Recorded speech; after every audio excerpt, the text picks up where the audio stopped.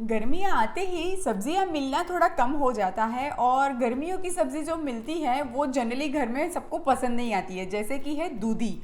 तो आज मैं आपके साथ एक दूधी की बहुत अच्छी रेसिपी शेयर कर रही हूँ जो घर में सबको पसंद आएगी। हम आज बना रहे हैं दूधी और गाजर के कबाब।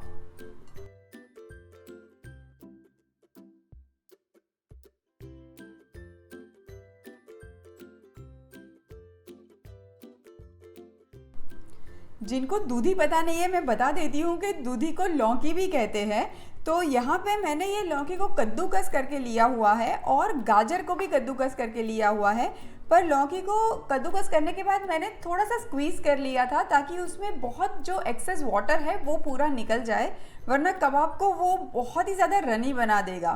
तो ये मैंने अप्रॉक्सीमेटली 200 ग्राम कद्दूकस की हुई दूधी ली है और अब इसमें मैं ऐड करूँगी ये अप्रॉक्सीमेटली 50 ग्राम जितना गाजर लिया है, वो भी कद्दूकस कर लिया है। और अब मैं ऐड कर देती हूँ ये हरे वाले प्याज लिए हैं मैंने, छोटा सा बंच लिया हुआ है, आप सूखा वाला प्याज भी यूज़ कर सकते हैं। और ढेर सारा धनिया लिया हुआ है और ये जिंजर एंड गार्लिक मैंने कूट के लिया हुआ है। अब मैं इसमें ऐड कर देती हूँ सारे सूखे मसाले। मैंने यहाँ पे 1.5 टेबल स्पून मिर्ची पाउडर लिया हुआ है, आप फ्रेश वाली मिर्ची भी यूज़ कर सकते हैं। ये 1 टीस्पून जितना धनिया का पाउडर, गरम मसाला और चुटकी भर हल्दी ली है। और यहाँ पे मैंने 2 टीस्पून सफ़ेद वाले तिल लिए हैं, ये बहुत ही मज़ेदार लगते हैं ये कबाब के अंदर।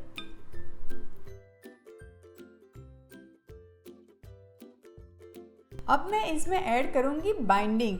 अभी ये जो मैंने लिया हुआ है ये हाफ कप जितना बेसन लिया है, जिसको मैंने पहले कच्चा वाला ही भून लिया है। एक पैन में कुछ ऐड नहीं करना है, घी तेल कुछ भी नहीं, बस सूखा वाला बेसन डाल के उसको हल्का सा भून लेना है। ये मैं इसलिए कर रही हूँ कि मैं ये वाले कबाब डीप फ्राई नहीं कर रही हूँ। अगर आप डीप फ्राई कर रहे हैं तो सीधा कच्चा वाला बेसन भी यूज़ कर सकते हैं, मैदा, सूजी किसी का भी आप इस्तेमाल कर सकते हैं।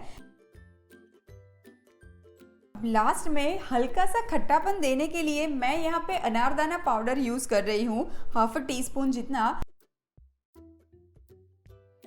अभी तक ये मिक्सचर के अंदर मैंने सॉल्ट ऐड बिल्कुल नहीं किया है, मैं अब लास्ट में ऐड करूँगी, क्योंकि सॉल्ट अगर पहले ऐड कर देंगे तो लौकी अपना बहुत सारा पानी छोड़ देगी जो हमें बिल्कुल नहीं चाहिए।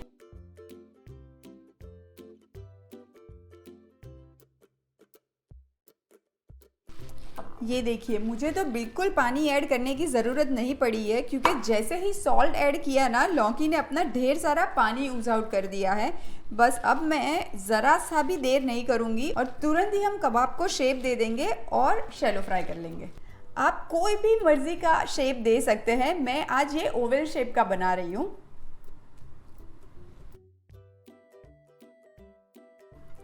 चलिए अब कबाब को शैलो फ्राई करते हैं।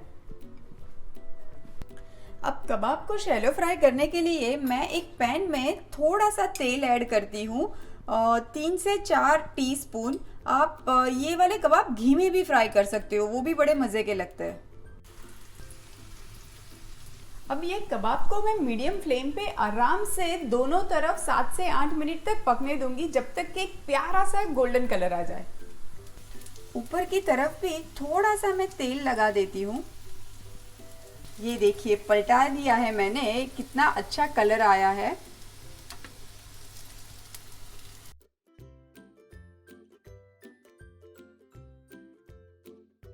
कितने अच्छे कबाब बनके तैयार हुए हैं और कितना सुंदर प्यारा कलर भी आया है।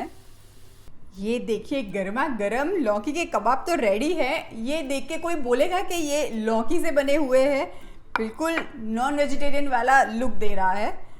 मैंने चटनी के साथ आज सर्व किया है, पर आप चाहो तो केचप के साथ भी इसको एंजॉय कर सकते हो। और ऊपर से मैं थोड़ा सा चाट मसाला स्प्रिंकल कर देती हूँ।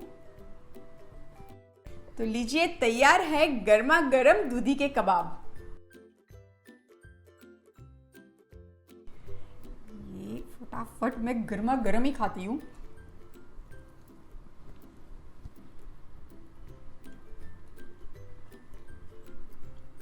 इतने मज़े के बने हैं ना, कोई कह नहीं सकता है कि ये दूधी से बने हैं।